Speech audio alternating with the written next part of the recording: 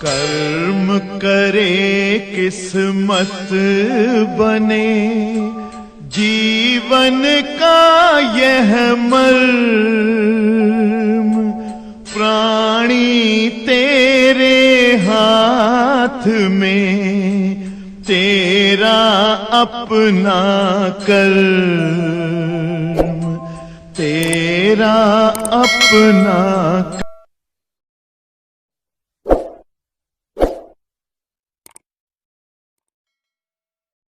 आज एक नया टॉपिक आप सामने रखने जा रहा हूं और यहीं से एक नई जो है फिजिक्स भी आपसे स्टार्ट हो जाएगी। उष्मा कहो या उष्मीय ऊर्जा, हीट या थर्मल एनर्जी।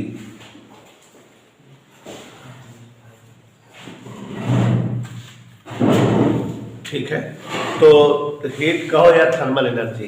प्यारे बच्चों, आज से एक नई चीज हम लोगों के सामने शुरुआत हो जा रही है। यहीं से उष्मा स्टार्ट हो गई और यहीं से उष्मा स्टार्ट हो गई। अब उष्मा के 2-3 चैप्टर सीरियस होकर पढ़ने हैं, तो अच्छे से समझिए और अच्छे से पढ़ा जाए। कंपटीशन के दृष्टिकोण से भी महत्वपूर्ण है और अगर ये सब चीजें अच्छे से नहीं पढ़े रहोगे तो उष्मा के न्यूमेरिकल टीचरों को क्लियर नहीं होता, बच्चों की बातें जाने दो। ठीक है, देखिए उष्मा या उष्मीय ऊर्जा, जब हमने यहां उष्मीय ऊर्जा लिख दिया है, इसका मतलब ये एक प्रकार की ऊर्जा है। आपको पता है कि वस्तुओं में कार्य करने की जो क्षमता होती है वह ऊर्जा कहलाती है, जिसे ना ही हम नष्ट कर सकते हैं ना ही हम उत्पन्न कर सकते हैं, जो कई रूपों में पाई जाती है, एक रूप से दूसरे रूप में जिसे हम बदल सकते हैं। तो उसमें ऊर्जा मतलब एक प्रकार की ऊर्जा है। अगर बच्चों कोई एक वस्तु है, इसको हम इतनी ऊर्जा दे दें कि इसका तापमान बढ़ जाए, जैसे ये 17 डिग्री सेंटीग्रेड पर है, हम इसको आग पर रख दिए, इसका मतलब उसमें ऊर्जा दे रहे हैं, ऊर्जा दे रहे नहीं।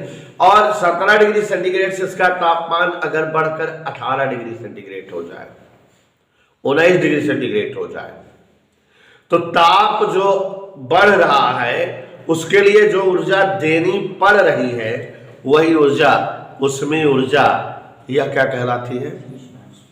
या अगर एक वस्तु 40 डिग्री सेंटीग्रेड तापमान पे है और कई वस्तु 10, दोनों संपर्क में जो है रख दो, तो एक वस्तु से ऊर्जा दूसरे वस्तु में चलने लगेगी। ये जो एक वस्तु से ऊर्जा दूसरे वस्तु में जा रही है, इसी ऊर्जा को हम उष्मीय ऊर्जा या उष्मा कहेंगे। अच्छा, ये एक वस्तु से दूसरे वस्तु में ऊर्जा जा क्यों रही है? क्योंकि दोनों का तापमान अलग अलग है, एक 40 पर है, कई 10 पे है, तापमान अलग अलग है, इसलिए उष्मा जो है एक से दूसरे में आ जा रही है, प्रवाहित हो रही है। तो दो वस्तुओं के बीच उनके ताप में अंतर के कारण स्थानांतरित ऊर्जा, एक वस्तु से दूसरे वस्तु में जो ऊर्जा जाए उसी ऊर्जा को उष्मीय ऊर्जा या क्या कहते हैं, समझ में आया? उष्मा ऊर्जा जो एक वस्तु से दूसरे वस्तु में जाए, कब जाएगी? जब दोनों का ताप अलग अलग होगा तभी तो जाएगी। तो दो वस्तुओं के मध्य उनके तापांतर के कारण स्थानांतरित ऊर्जा की मात्रा उष्मीय ऊर्जा यह उष्मा कहलाती है। समझ में आया बेटा? एक वस्तु 40 ताप पे, कई 10, संपर्क में रख दोगे तो ज्यादा ताप वाली से कम ताप वाली वस्तु की ओर उष्मा आने लगेगी कि नहीं? ऊर्जा जो चल रही है एक से दूसरे में, वही चलने वाली ऊर्जा ही क्या कहलाती है? उष्मीय ऊर्जा या उष्मा। दो वस्तुओं के मध्य उनके तापांतर के कारण स्थानांतरित ऊर्जा की मात्रा उष्मीय ऊर्जा या उष्मा कहलाती है। Total transferred energy due to difference of their temperature is known as thermal energy और यू कैन से हीट। इधर क्लियर? तो क्या बताया बेटा देवेश दो वस्तुओं के मध्य, हाँ बेटा, दो वस्तुओं के मध्य, देखो उसमें कई प्रकार की होती है, ध्यान देना।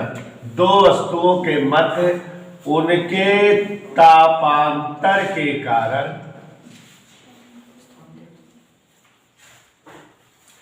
स्थानांतरित ऊर्जा जो एक दूसरे से आए जाए, ठीक है। दो वस्तुओं के मध्य उनके तापांतर, देखो भाई, एक वस्तु से दूसरे में जो ऊर्जा जाए वही उसमें ऊर्जा है, लेकिन ये ऊर्जा कब जाएगी? जब दोनों का ताप में अलग अलग ताप है तभी तो जाएगी। तो दो वस्तुओं के मध्य उनके तापांतर के कारण स्थानांतरित ऊर्जा की मात्रा उष्मीय ऊर्जा या ऊष्मा कहलाती है। अब ऊष्मा की मात्रा अंग्रेजी में कहा जाए क्वांटिटी ऑफ हीट, तो चूंकि इसे ऊष्मा की मात्रा कहते हैं, माने क्वांटिटी ऑफ हीट कहते हैं, इसलिए इसे Q से व्यक्त करते हैं। किससे व्यक्त करते हैं बेटा? Q से। और चूंकि ये ऊर्जा है तो ऊर्जा का मात्रक जानते ही हो आप लोग, क्या होता है? जूल। तो इसका मात्रक जूल होता है, और एक और मात्रक होता है इसका कैलोरी। इसका मात्रक जूल भी होता है, और कौन सा मात्रक होता है? और इसका विमीय सूत्र Ml2T-2 होता है। ऊर्जा का विमीय सूत्र जो है वह इसका भी होता है। तो एक बार फिर से अरकम जी सुन लीजिए, दो वस्तुओं के मध्य उनके ताप में अंतर के कारण स्थानांतरित ऊर्जा की मात्रा उष्मीय ऊर्जा या ऊष्मा कहलाती है। किससे व्यक्त करते हैं इसे बेटा? कैपिटल Q से व्यक्त करते हैं। इसका मात्रक क्या होता है? जूल भी होता है और कैलोरी भी होता है, और इसका विमीय सूत्र Ml2T-2 होता है। इधर क्लियर? इसका विमीय सूत्र क्या होता है? Ml2T-2। अब बच्चों, कैलोरी ऊष्मा का एक बड़ा मात्रक है। क्या बोले हम विकास डान? कैलोरी ऊष्मा का, जैसे द्रव्यमान का मात्रक किलोग्राम है, लेकिन कुंतल, टन, ये भी तो द्रव्यमान के मात्रक होते हैं, बड़े मात्रक होते कि नहीं?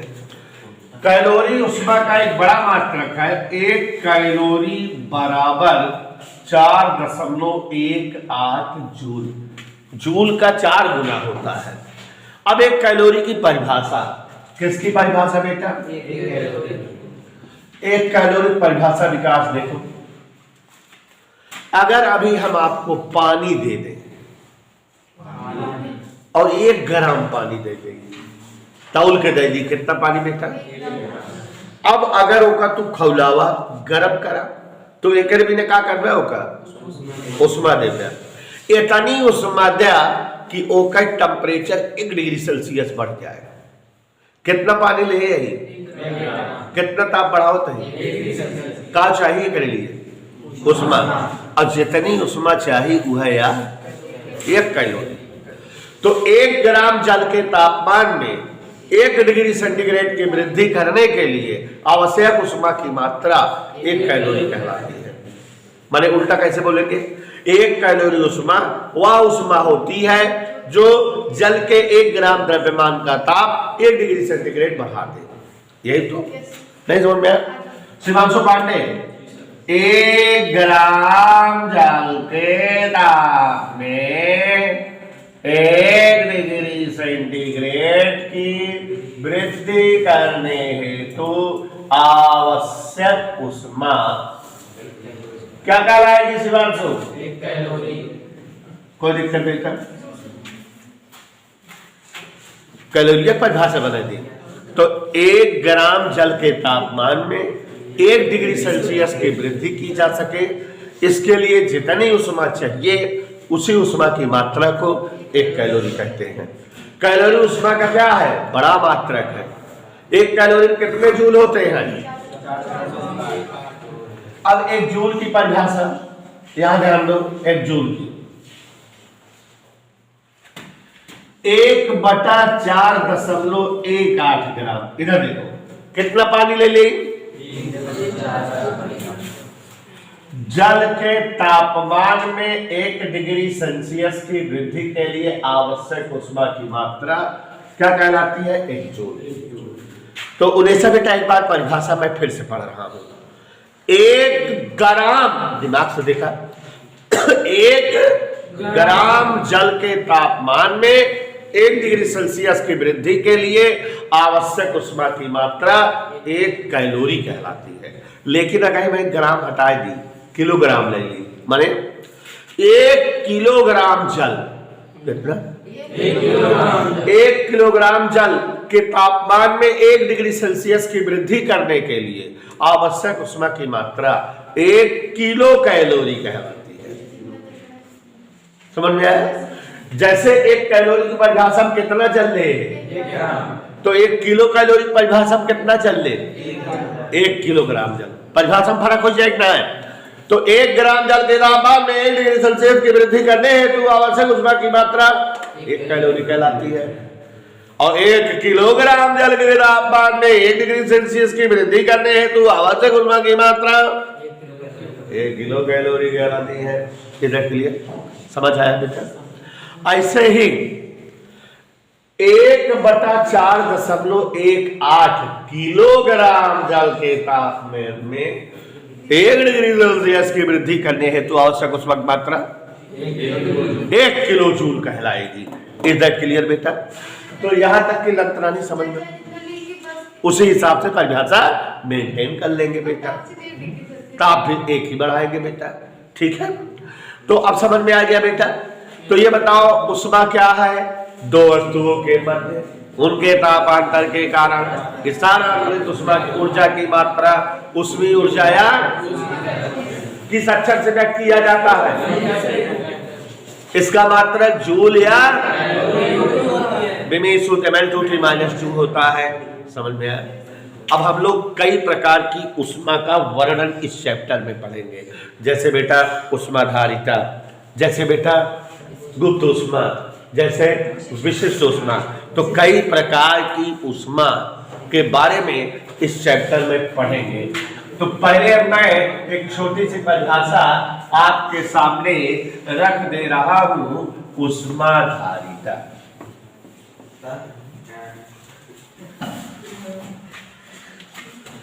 एक छोटी सी परिभाषा क्या रख दे रहा हूं बेटा?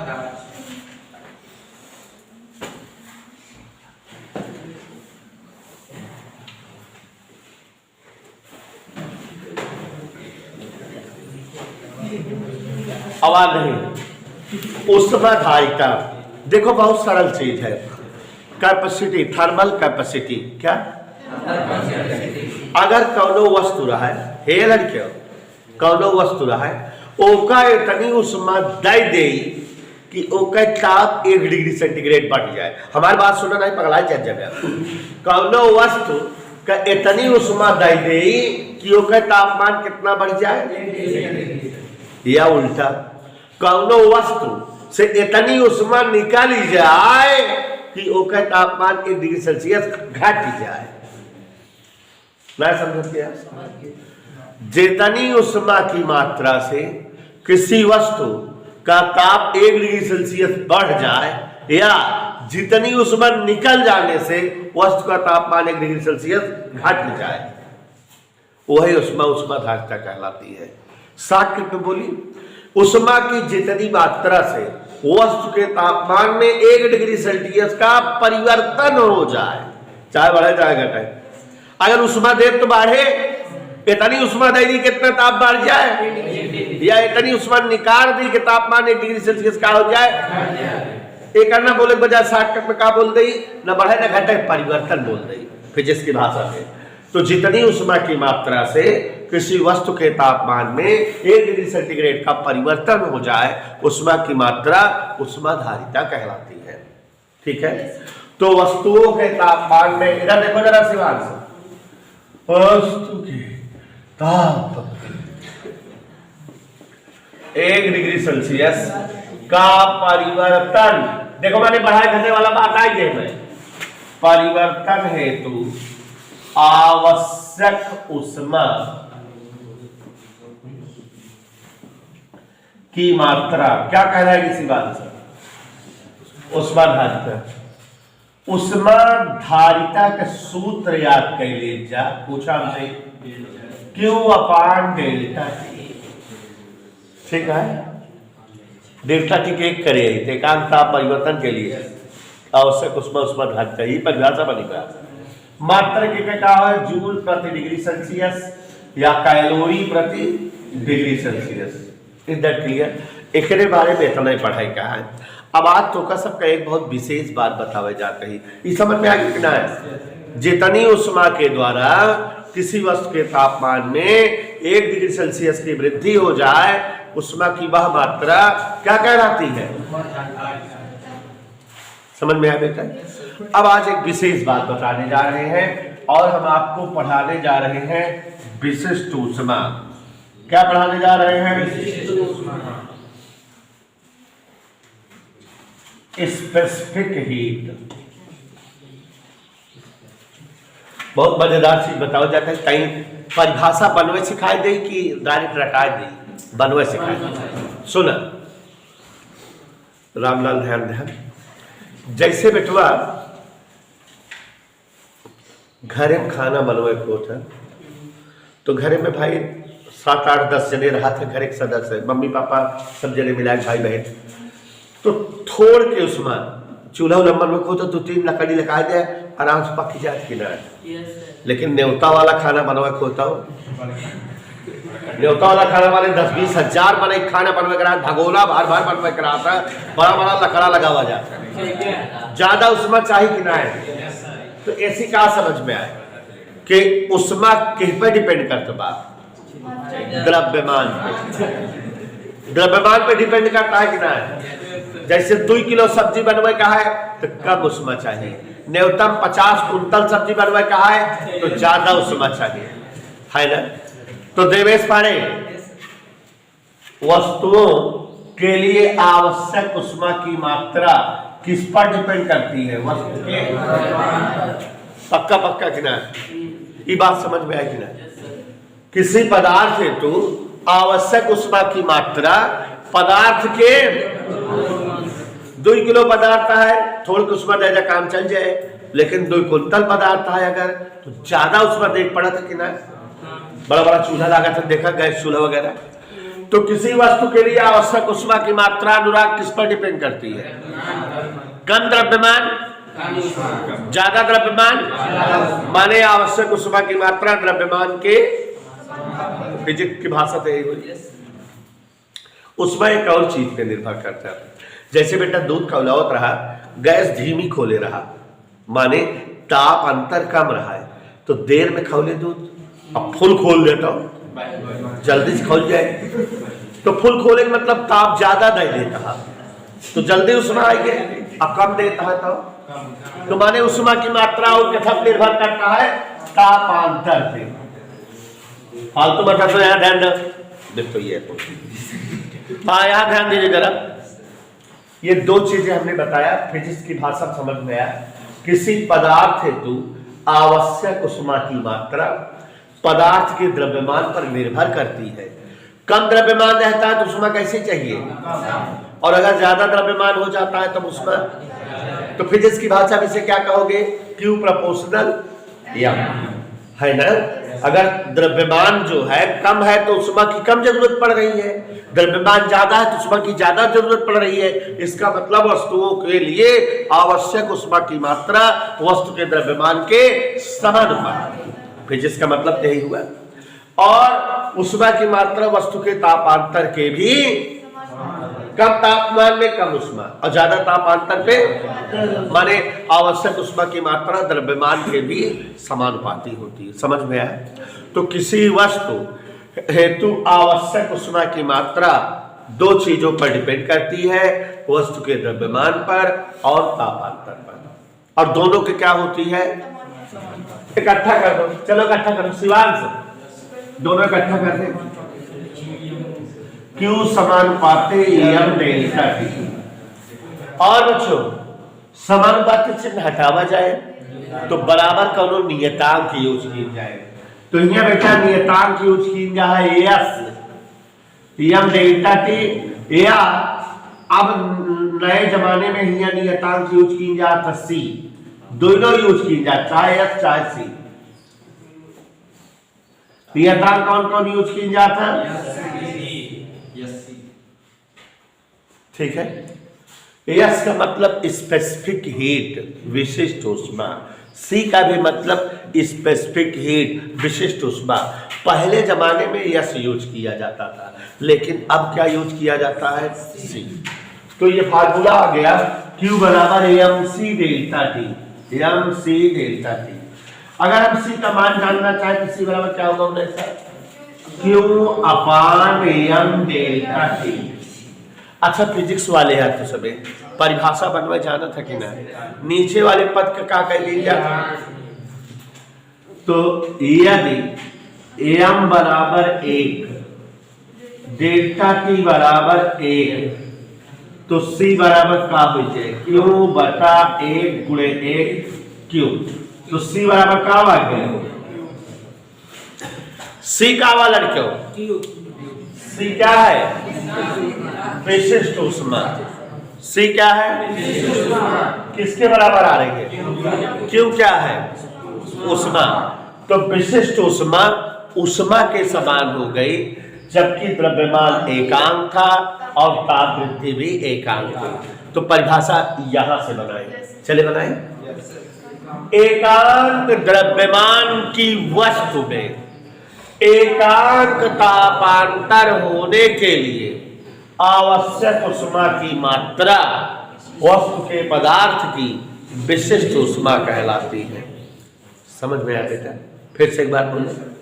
एकांक द्रव्यमान में एकांक ताप वृद्धि करने हेतु तो आवश्यक ऊष्मा की मात्रा वस्तु के पदार्थ के, ठीक है।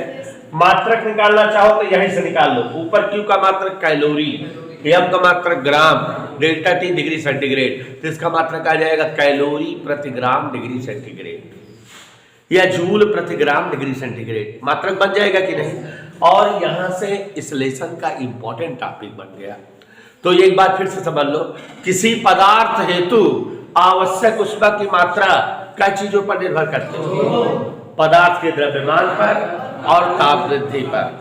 माने ऊष्मा की मात्रा क्यों? द्रव्यमान एम के समानुपाती होती है और ताप वृद्धि डेल्टा टी के समानुपाती। तो Q समानुपाती एम समानुपाती डेल्टा टी, माने Q समानुपाती एम डेल्टा टी। समानुपाती चिन्ह हटाने के लिए क्या क्या नियतांक यूज किया जाता है? लेकिन हम लोग कौन सा नियतांक यूज करेंगे? सी। तो Q बराबर सी एम डेल्टा टी। तो सी बराबर Q अपान एम डेल्टा टी। अब अगर एम को 1 कर दे, डेल्टा टी को 1, तो सी बराबर क्या आ जाता? परिभाषा बन जाएगी ना, किसी पदार्थ के में एकांक ताप वृद्धि करने हेतु आवश्यक ऊष्मा की मात्रा विशिष्ट ऊष्मा कहलाती है। यहां एक चीज और ध्यान दो बेटा, अगर ये याद आ गया तो एक और चीज देखो इधर। विशिष्ट ऊष्मा 2 प्रकार की होती है, सभी लोग ध्यान दें।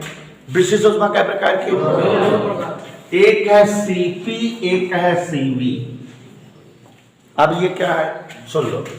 इसे कहते हैं स्थिर दाब पर विशिष्ट ऊष्मा और इसे कहते हैं स्थिर आयतन पर विशिष्ट ऊष्मा।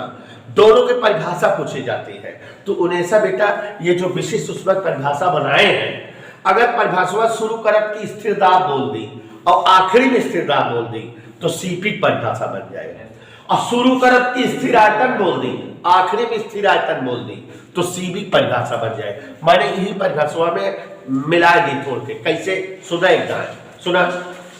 स्थिर दाब पर पहले बोले स्थिर दाब है, बाकी है परिभाषा बोल दे। स्थिर दाब पर किसी पदार्थ के एकांक द्रव्यमान में एकांक ताप वृद्धि करने हेतु आवश्यक ऊष्मा की मात्रा स्थिर दाब वाली विशिष्ट ऊष्मा कहलाती है।